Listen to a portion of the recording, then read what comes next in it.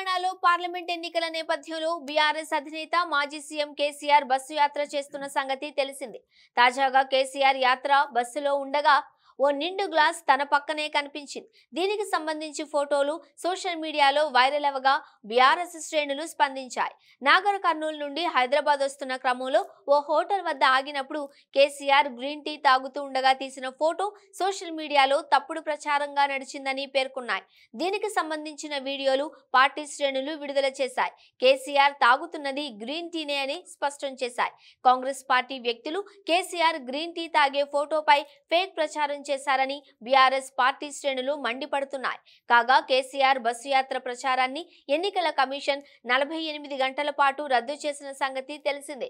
ఈ నేపథ్యంలోనే ఇవాళ సాయంత్రం 8 గంటల వరకు గడువు ముగియనుంది. అయితే గడువు ముగిసిన 8 గంటల తర్వాత కేసీఆర్ బస్సు యాత్ర రోడ్ షో గతంలో ప్రకటించిన విధంగా యథావిధిగా కొనసాగుతున్నట్టు పార్టీ శ్రేణుల సమాచారం.